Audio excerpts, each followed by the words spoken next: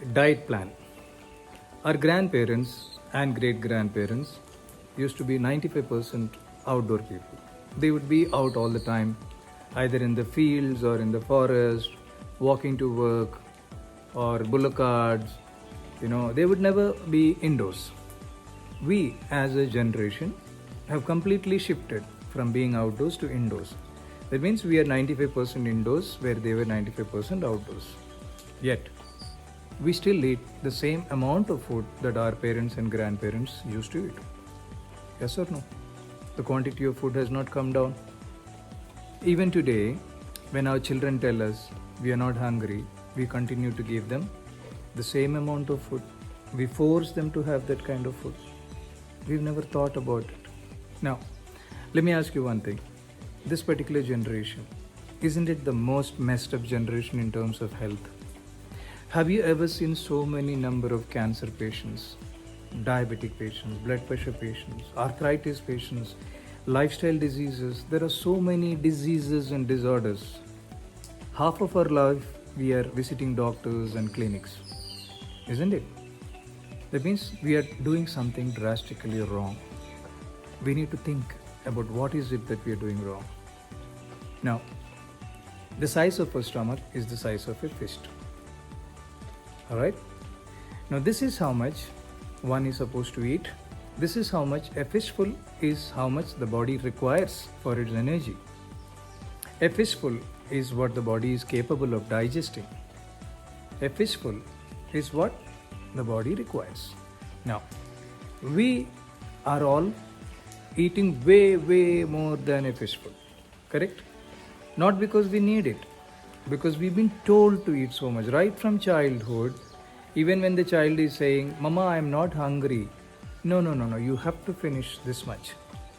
Who told us this much has to be eaten? Our parents. Who told our parents? Our grandparents.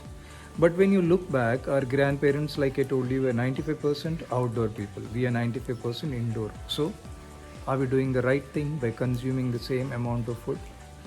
Isn't it basically wrong, the amount of food that we are eating? Aren't we all overeating?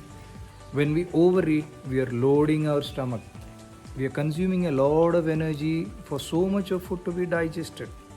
When the stomach is capable of digesting only so much, and when you give it so much to eat, the stomach has to work overtime. When it is working overtime, it requires a lot of energy. Now the body produces energy. But the energy that is produced is for the entire body, the functioning of the entire body.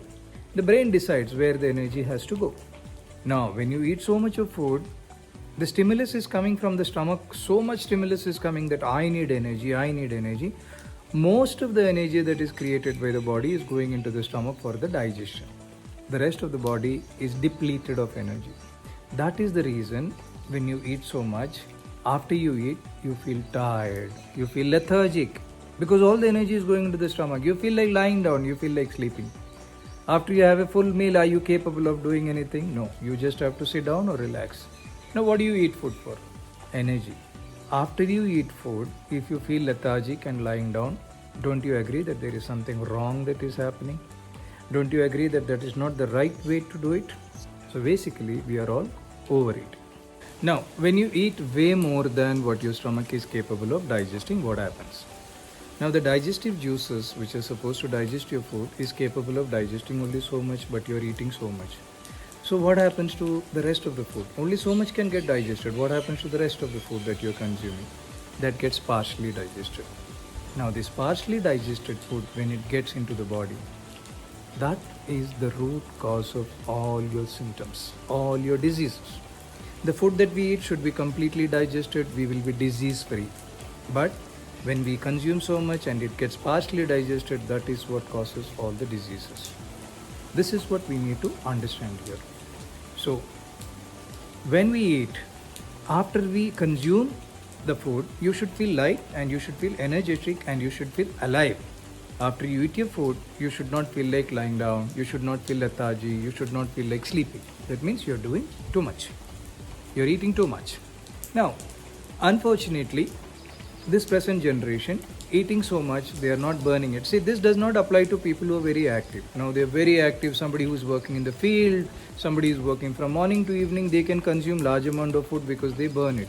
But 95% of us do not burn. So what happens when this stomach gets so much of food? Our stomach over a period of time stretches from this, it goes on, it becomes big, big and big. It's like a balloon. So now the size of our stomach is so much. We need to get it back to so much. We need to work on bringing our stomach back to so much. Now, what is a bariatric surgery?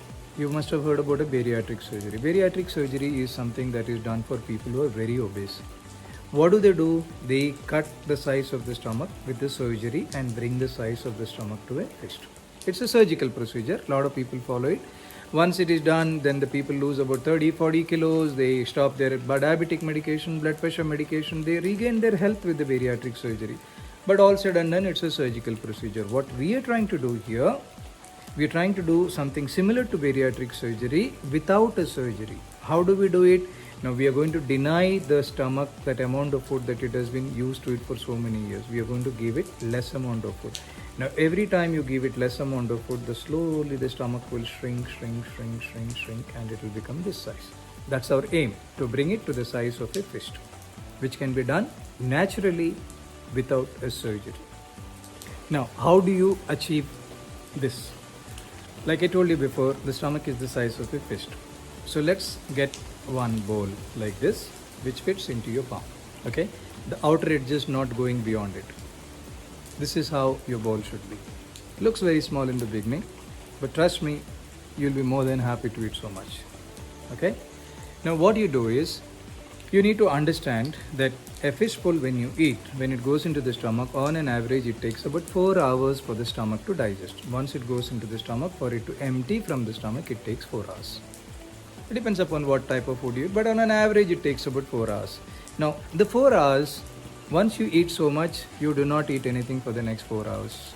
You can have buttermilk, coconut water, green tea, any liquid you can have, not thick liquids anyway, not fruit juices also. After 4 hours, then again you can have another bowl full of whatever you want. Now let's start with the breakfast. You can have cornflakes, you can have eggs, you can have bacon, you can have upma, you can have pova, you can have whatever you want, but only a bowl full, like this, not like this. It seems less, but you take so much, put it in the plate, and then you start to eat. Trust me, you'll be very comfortable. Then after 4 hours, you fill it with rice, chicken, mutton, whatever you want, again so much. Again after 4 hours. So every 4 hours, it can be 4 or 5 meals to begin with.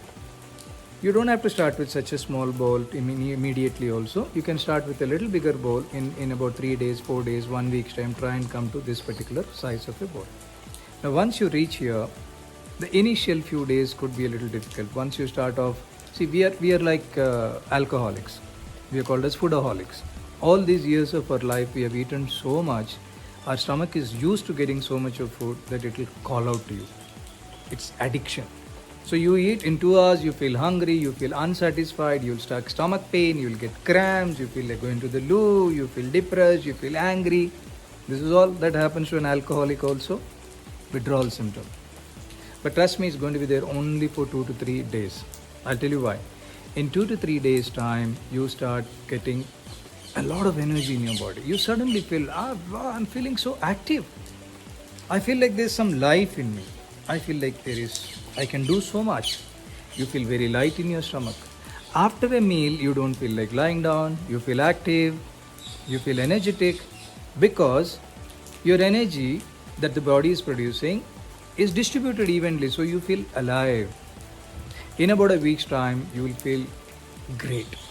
Now, once you are able to attain this, then continue to do this. Then you slowly shift from 4 hours to 5 hours, 5 hours to 6 hours, 6 hours to 8 hours, depending upon what your body is asking you. Now what happens when you eat so much is, you start listening to your body. All these years you've never listened to your stomach. You only eaten and you stopped only when you felt uncomfortable. You never listened to your stomach. Now once you do this, your stomach will start telling you when you need food, when you need to stop. Trust me, this happens. So once you're able to listen to your stomach and eat, now see, intermittent fasting is the in thing. It's won a Nobel Prize, which means 16 hours of fasting is also good enough. There's no problem. It's been approved by the WHO.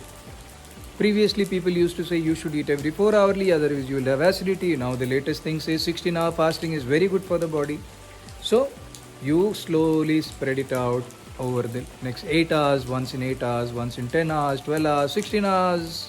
You eat as much as your body wants. You will not feel weak. I can assure you this. Now you will ask me, in this much of food, where is all the nutrition? Where are all the proteins? Where are all the carbohydrates that I'm going to get? Let me ask you something. Have you ever tried to find out what the maid in your house eats, what your driver eats, what the laborer, the agriculturist, the 70% of the Indian who live in the rural areas in poverty eat? All they eat is rice, dal, and pickles. 3 times a day. They don't care about vegetables, they don't care about protein, they don't care about carbohydrates, they don't care about vitamins. Do they? They can't afford to. And who does more physical labor? You or them, the 70%? Where are they doing those 70%? How are they doing those 70% of the people? How are they working so much physically? How are they working 100 times more than you are working? Where is the carbs? Where is the proteins? Where is the vitamins? Nothing. Everybody survives with so much of food is all that you require. All the vitamins, all the minerals, all the proteins, carbs that you require is there in this. Try it out. You will know what I'm talking about.